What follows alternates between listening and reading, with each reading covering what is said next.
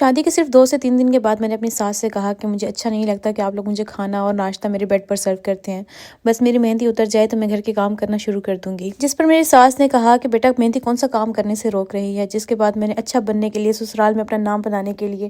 انہیں کہہ دیا کہ ٹھیک ہے میں صبح سے گھر کے کام کرنا شروع کر دوں گی۔ میں نے واقعی ایسے ہی کیا، میں نے صبح سے گھر کے کام کرنا شروع کر دیا اور میرے شوہر نے جب مجھے کام کرتے دیکھا تو مجھے ڈانٹا، جس پر میں نے انہیں کہا کہ خیر ہے کوئی بات نہیں، آج نہیں تو کل میں نے یہ سب کچھ سنبھالنا تھا تو آج ہی صحیح۔ میری جٹھانی جو کہ ایک 2 سال کی بیٹی کی ماں بھی تھی، اس کا شوہر سعودیہ رہتا تھا اور اس کے شوہر کی انکم میرے ہسبینڈ کی انکم سے کافی زیادہ تھی۔ میری جٹھانی گھر کا کوئی کام نہیں کرتی تھی بلکہ ان کو کھانا بھی ان کے روم میں دیا جاتا تھا۔ دوپہر 2 بجے تک سوتی رہتی تھی جبکہ مجھے صبح 8-9 بجے ہی اٹھا دیا جاتا تھا۔ میں اپنے گھر کی سب سے چھوٹی بہو تھی لیکن ساری ذمہ داری میرے سر پر تھی اور ان سب چیزوں کی وجہ سے میں بہت زیادہ اپسیٹ بھی رہتی تھی اور اسی دوران میں نے کنسیو بھی کر لیا۔ میرے ہسبینڈ فوج میں تھے اور وہ 1 مہینے کی چھٹی کے بعد واپس چلے گئے۔ اسی وقت میری دادی جو کہ میری ساس کی امی بھی تھیں وہ آئیں تو میں نے انہیں اپنا دکھ درد بتانے کے لیے سب کچھ بتا دیا اور بعد میں میری دادی نے وہ سارا کچھ اپنی بیٹی یعنی کہ میری ساس کو بتا دیا اور ساتھ ہی اپنی طرف سے بھی 10 باتیں بنا کر میری ساس کو بتا دیں اور میری ساس نے یہ سارا کچھ اپنے بیٹے کو بتایا تو ہماری لڑائی ہو گئی۔ اس کے بعد میرے شوہر نے مجھے کہا کہ تم یہاں سے چلی جاؤ۔ میری شادی کو ابھی 1 مہینہ بھی نہیں ہوا تھا